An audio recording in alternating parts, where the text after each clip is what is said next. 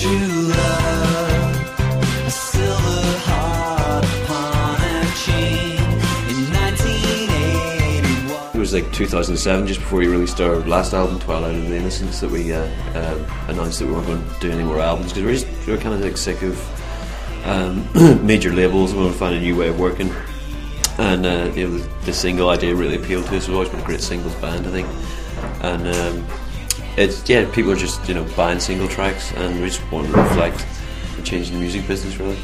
It's great being the label because we can be completely self-indulgent. It's such a nice feeling of freedom, and labels, whatever, agreed to do 26 singles in 1 year. We spoke to a few and they just couldn't get their head around the idea, but I think we're just really ahead of things in what we're doing. But it's scary being your own label as well, because you've got the entire financial responsibility, but it's worth it.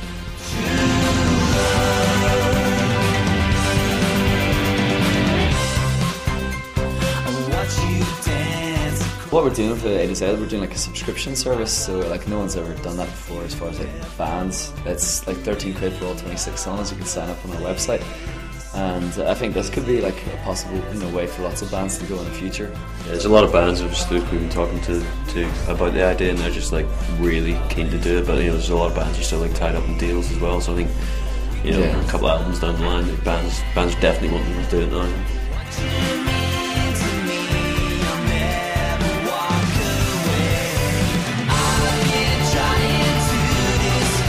When we were kicking off, all the guitar bands around were all talking about the Stones, the Beatles, and the Kinks and stuff like that. Where we were just listening to our main influence was a lot of American music, American underground from the 80s and 90s. Yeah. So we've always, we started before even Britpop was a thing. 2 years before that, they had this scene called New Wave. They tried to put us in with that. Then there was the Green Day that coming back with all that new wave of punk stuff. Then it's Britpop. People try to put us in a box all the time, but then I think the one that we most got associated with was Britpop. But we sort of outlived it anyway. There's not too many other bands standing from that time.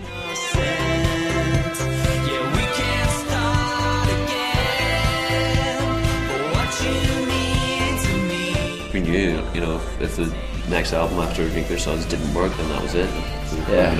Because all those contemporary bands who got signed around the same time as us, we all had, the ones who had big debut albums, hardly any of them followed it up with a successful second album. And so we were sort of seeing all the other bands getting dropped and stuff, and so we knew we had to survive. We had to come back and kill an album. That gave us longevity, and that proved that we weren't just do a pop cabaret act. We were we're keeping moving forwards, and so it was somehow being miraculous survivors.